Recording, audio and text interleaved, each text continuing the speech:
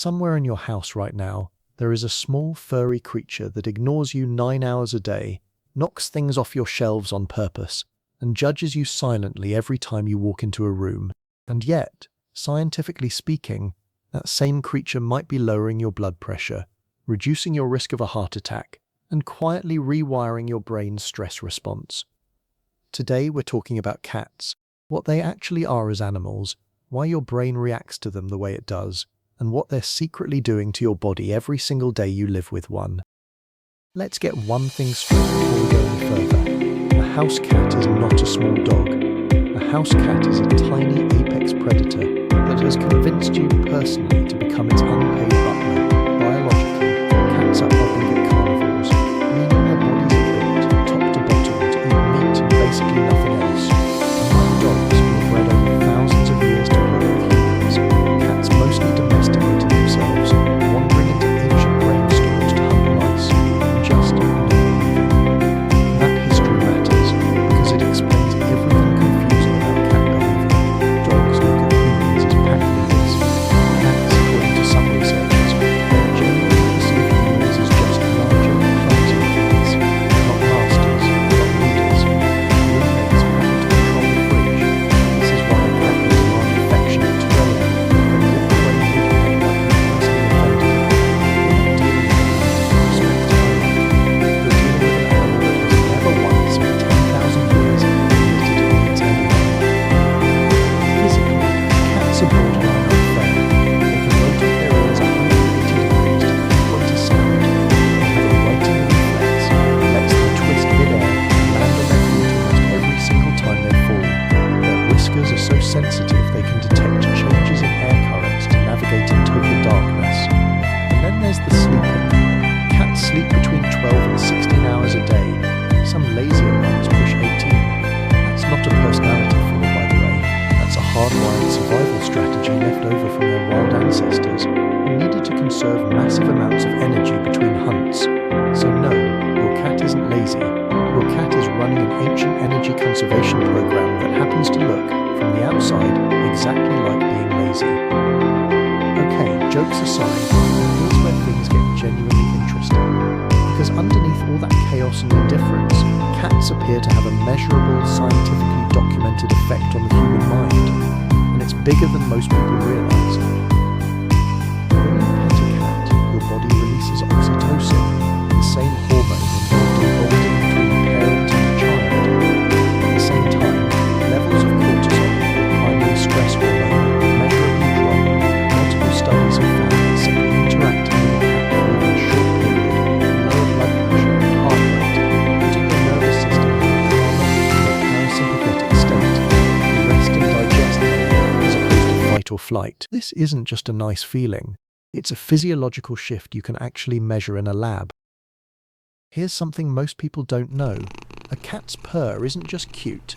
It vibrates at a frequency of roughly 25 to 150 Hz. And that specific frequency range has been linked in research to bone density improvement and tissue healing. Some researchers have even proposed that cats purr not just when they're happy, but sometimes when they're injured or in pain, almost like a built-in low-grade physical therapy mechanism. It's one of the leading theories for why cats seem to heal from certain injuries faster than you'd expect for an animal that spends so much time falling off furniture. And when you're sitting next to that purring, that frequency is hitting your body too. Loneliness is one of the biggest predictors of poor mental and physical health in modern life, and cat ownership has repeatedly been linked to reduced feelings of loneliness, particularly in people living alone. Part of this is simple companionship, but part of it is something deeper, the routine. Feeding a cat, being greeted at the door, having a creature whose well-being depends on you shows up every day whether you feel like it or not. That structure alone has measurable benefits for people dealing with depression and anxiety. Studies on cat owners have found lower reported rates of depression symptoms compared to non-owners, especially among people who live by themselves. The cat doesn't need to understand your emotional state to help regulate it.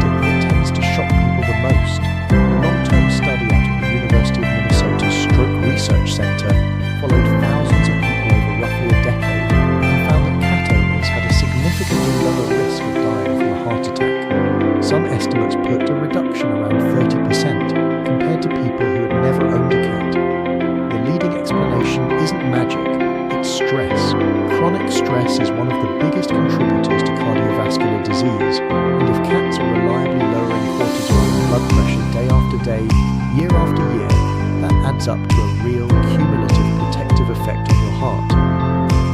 Cats are surprisingly good sleep companions, despite the midnight zoomies. Surveys have found that a large percentage of cat owners report their cat actually improves their sense of comfort and security while falling asleep.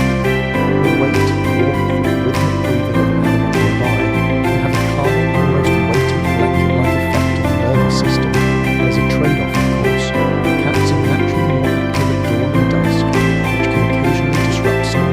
But for many owners, the emotional security outweighs the occasional 5 a.m. wake-up call for breakfast.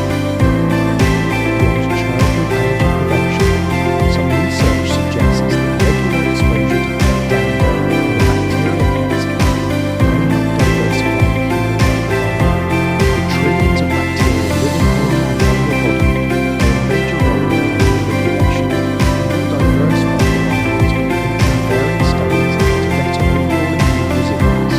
It's not a guaranteed effect for every person, but it's part of a growing body of research suggesting that a completely sterile environment isn't necessarily a healthier one, and a cat shedding on your couch might be doing your immune system quite favor. Here's one people don't expect. Cat owners, especially those with more active or demanding cats, report more incidental movement throughout the day, getting up to feed them, play with them, chase them away from something they shouldn't be touching, or physically remove them from the keyboard mid-sentence. It's not going to replace a workout routine, but small amounts of forced movement spread throughout the day have been shown in general activity research to meaningfully offset the health risks of an otherwise sedentary lifestyle. Your cat isn't trying to keep you healthy, it just wants to be fed at 6 a.m., but your cardiovascular system doesn't know the difference. So